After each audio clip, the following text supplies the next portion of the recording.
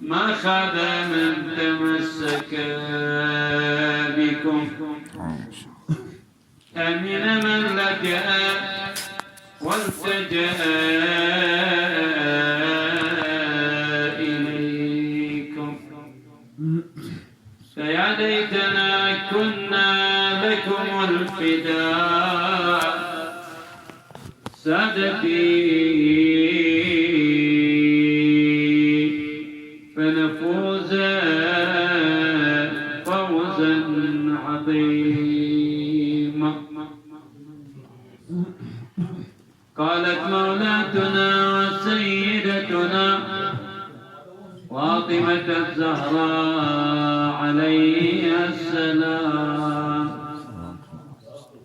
في خطبتها التي خطبتها بعد وفاة أبيها صلى الله عليه وآله وسلم، قالت في جملة كلماتها: فأنار الله بأبي محمد الظلماء. اللهم صل وسلم على محمد وآل محمد. اللهم صل وسلم على محمد وآل محمد. اللهم صل وسلم على محمد وآل محمد. ما هذه الإنارة التي تحدثت عنها فاطمة الزهراء عليها السلام حينما قالت: فأنار الله بأبي محمد ظلماء؟ ما هي هذه الإنارة؟ هل الإنارة المكانية كما نراه في الأماكن، في المجتمعات، في المساكن، في غير ذلك، أم إنارات أخرى؟ الإنارة التي أشارت إليها الزهراء سواء كانت الإنارة العقلية، العقائدية، الدينية، الاجتماعية، الإنارة القلبية، الإنارة الدنيوية، الإنارة الأخروية، إنارات كثيرة. وفي نفس الوقت أنه لا يمكن لأي شخص في الوجود يستغني عن هذه الإنارات، حتى غير البشر، وإنما البشر أكثر احتياجا وافتقارا إلى هذه الإنارات التي أشارت إليها فاطمة الزهراء عليها السلام، سواء كانت الإنارة الاجتماعية، العائلية، البشرية بشكل عام، من سلوك وأخلاق وحسن معاملة، وإنارة دينية في الحفاظ على الواجبات والحرص عليها والتأكد منها، كما لو جاء إنسان مثلا يتوضأ وأخذ يحرص وفي نفس الوقت يتأكد من صحة وضوءه، حتى وإن كانت الصلاة صحيحة لكن الوضوء مو صحيحة ما يستفيد المصلي، قد لا تنفعه، ما كأنه أدى واجب وهي الصلاة. كذلك لو كانت الصلاة صحيحة في القيام والقعود لكن القراءة غير صحيحة، الذكر في الركوع، الذكر في السجود، التشهد، التسليم، كل هذه أركان ناقصا ركن أو خلل في أي ركن من الأركان قد لا يستفيد. إذن فلما يكون بهذه الحالة هل تحصل على الإنارة الدينية العقائدية؟ لا، لم يتحصل.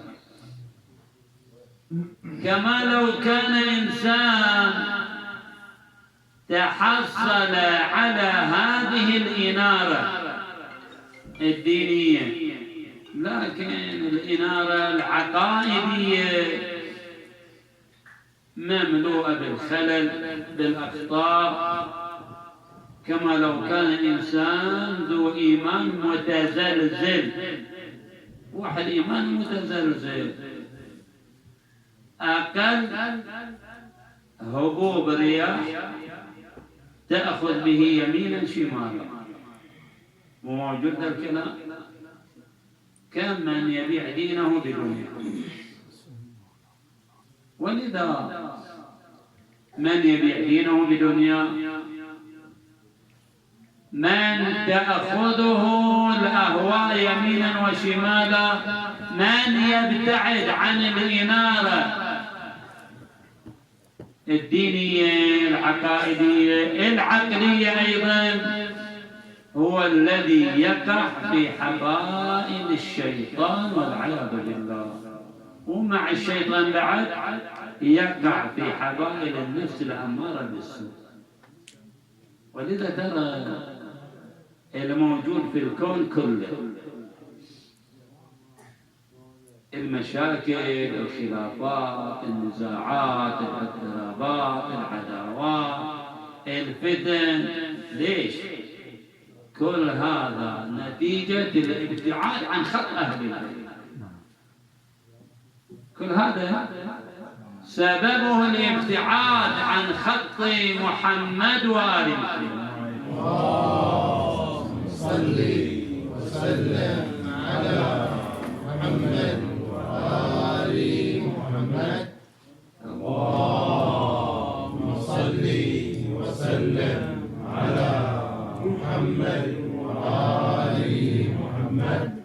اللهم صل وسلم على محمد وآل محمد. إلا من اتخذ مع الرسول سبيلا.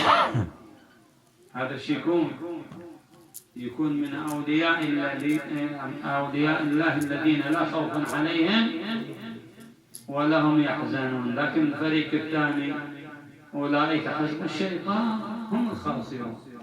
اللهم ارحمنا بهم. إذن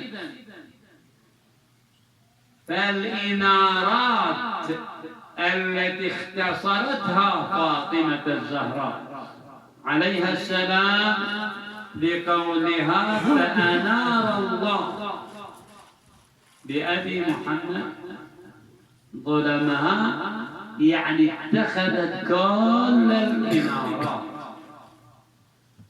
الآن لو جينا إلى الإنارة العقلية، واحد يعرف الأشياء التي تضره فيأكلها يتخذها، سواء كان في أكل، في شرب، في تطبيق عمل آخر أو غير ذلك، ولا يبتعد عنها.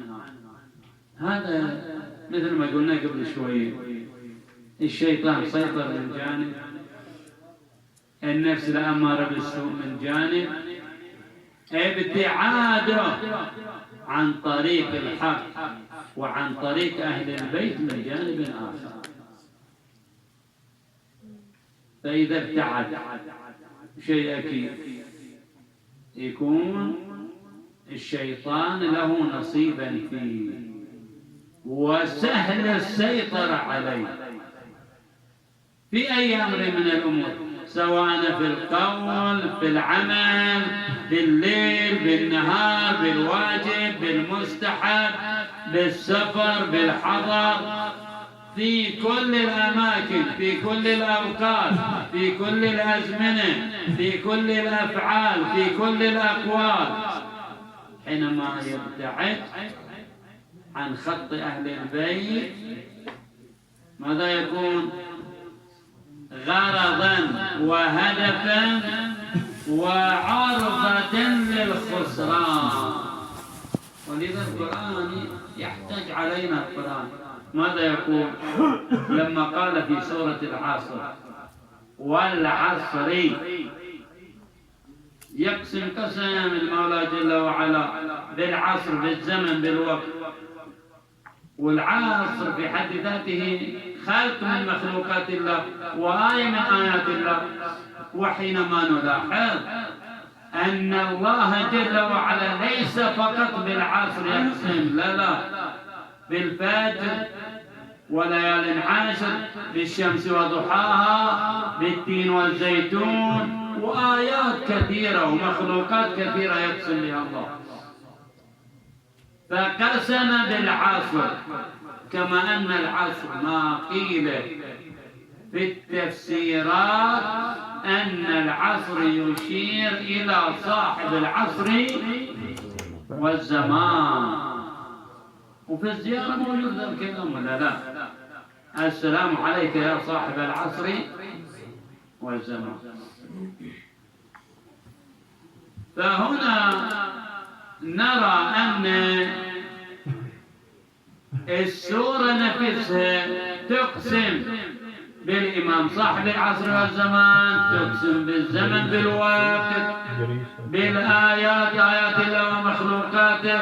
والعصر إن الإنسان لفي خسر. أن الإنسان غرضا، هدفا، عرضة للخسران، سواء كان واقع على الخسران أو الخسران وقع عليه. غرض وهدف وعرضة. لكن تعال إلى الآية الثانية، وش تقول؟ الآية الثانية صريحة، تستثني استثناء. ماذا قالت؟ إلا الذين آمنوا.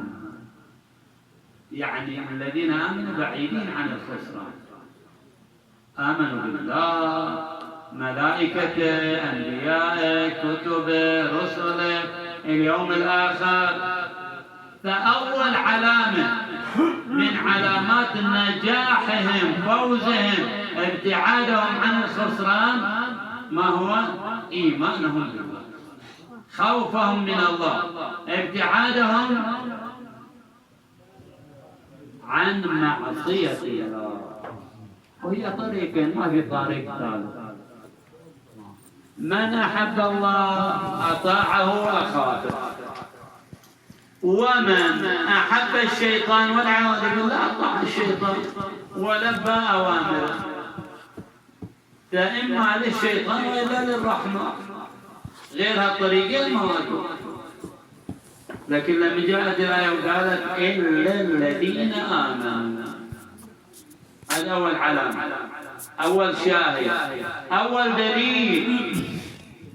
وعملوا الصالحات، هذا الشاهد الثاني، الدليل الثاني، العلامة الثانية. وعملوا الصالحات. طبعا لما قالت وعملوا الصالحات من غير تحديد، ليل، نهار، واجب، مستحب، بالسفر، بالحضر، بالقول، بالفعل. أن الصالحات التي تشير إليها الآية هو ما يرضي الله ويرضي أهل البيت من قول ومن فعل، من غير تحديد لا زمان ولا مكان. وعملوا الصالحات. إذن هكذا فتمسكهم بالله وبأهل البيت جعلهم من الذين لا خوف عليهم ولا هم يحزنون في أي الأمور. وترى لو جئنا إلى واقع الأمر بشكل عام حجة ما عذر ما ليش؟ ذاك زمان الآباء والأجداد رحمة الله عليهم، أما الآن ما في عذر لأحد. ما تعرف اسأل أهل المعرفة. والوصول إلى المعرفة، إلى الحقيقة، إلى الإحاطة، إلى العلم عدة وسائل. الجوالات موجودة، المواقع موجودة، القنوات الفضائية موجودة، الحسينيات موجودة، المساجد موجودة، الكتب موجودة، رجال الدين موجودة، عدة مصادر، عدة اتجاهات. مثل ما يقولون الأولين ادلوا بيدك اغرف من العين وشرب، وين ما تعطش وين ما تريد. ذاك زمان اللي حتى شرب الماء يحتاج إلى قطع مسافة ويحتاج إلى تعب وعناء وتكلف. أما الآن لا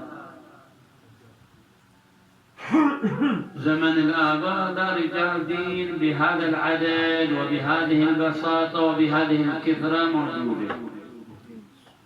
وسائل مثل الإنارة والنت والقنوات والكتب والمواقع ماكو موجودة. ومساكين حريصين، لكن للأسف الآن مشتهى في الشباب. الله يرحم الأولين ما يفهموا بقران، ما يدروا عن شيء. بالعكس الأولين أحسن. أنا استدل الدليل الأولي عند الأولين يحافظون أشد المحافظة على المستحب كأنما هو واجب، وما يتهاونوا بالمستحب ويلعبوا.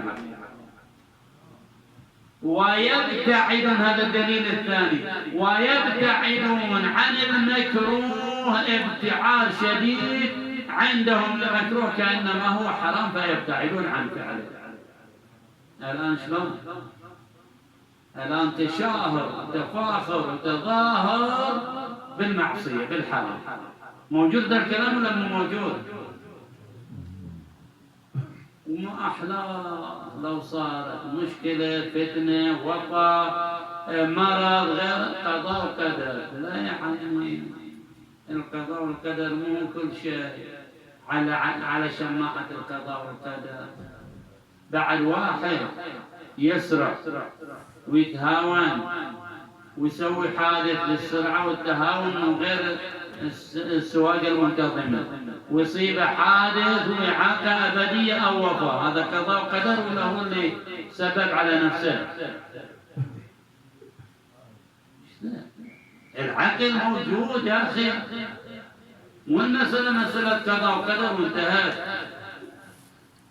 كذلك الأمور المخالفة لأهل البيت مو قضاء وقدر، لا المخالفة لأهل البيت السبب ما هو؟ الابتعاد عن خط أهل البيت. والابتعاد عن خط أهل البيت النتيجة القرآن يقول كل نفس بما كسبت رهينة. إذا كان هكذا ايش رايك؟ أخذ النور الذي أشارت إليه الزهراء؟ ما أخذ. فأنار الله بأبي محمد ظلمها. أنا لما أعمل شيء أو أثبت شيء أو أقر بشيء إقرار وإعلان وإصرار وغير مرضى عند أهل البيت أو غير مثاب ومأجور عليه، أنا اللي ابتعدت ولا أهل البيت ابتعدوا؟ اللهم ارحمنا برحمتك يا أرحم الراحمين. لا لا لا، العقل موجود. من أكبر النعم على الإنسان العقل. أنت شلون تميز غير بالعقل؟ الليل من النهار، التعب من الراحة، الخير من الشر، الأكل من الشرب، المنفعة من المضرة، كله بالعقل. لولا العقل لما عرف الإنسان ما يسره وما يضره. إذن فعلينا أن نتخذ الجانب الذي أمرنا الله به. شو يقول رب العالمين؟ وما آتاكم الرسول فخذوه وما نهاكم عنه فانتهوا. الرسول إن كنتم تحبون الله فاتبعوني يحببكم. هكذا القرآن يقول عن قول الله. القرآن يقول وما أرسلناك إلا رحمة للعالمين، مو فقط لأمتك، لا لا، حتى لغير أمتك، رحمة للعالمين، لكل العوالم، لكل المخلوقات، للأمة والأمم الماضية، للبشر ولغير البشر، للحيوانات، النباتات، الجمادات، لكل ما في الوجود. هذا الرسول وأهل بيته رحمة من الله. لكن بعد تعال من جانب ثاني، القرآن يلقي الحجة ويقول ماذا؟ يفرون من رحمة الله. عايش في الرحمة،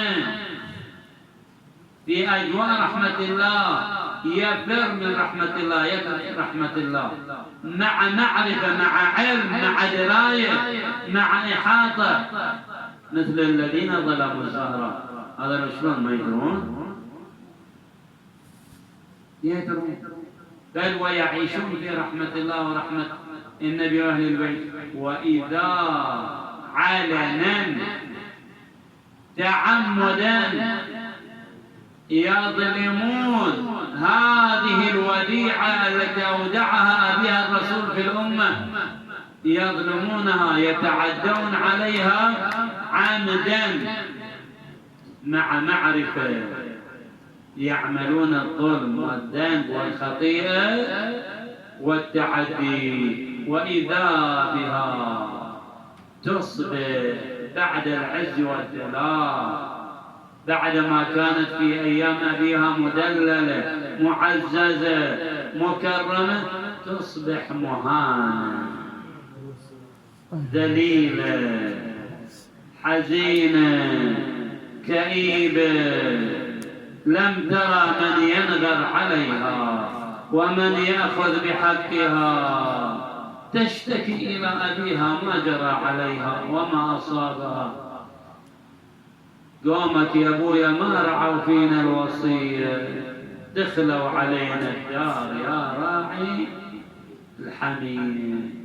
قول لأبويا يا رسول الله لحد يا أبو إبراهيم عنوانك يذلوني، ويا أبو إبراهيم ترضى يضربوني، ترضى يا أبو يباب بيتي يضربوني، ومن غير ذن مني يا أبويا يدخلوني، يا صفوة الجبار وانا بناتي يا أبويا يا رسول الله.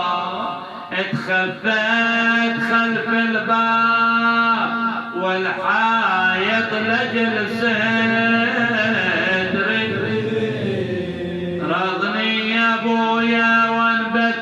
مسمار في الصف كمل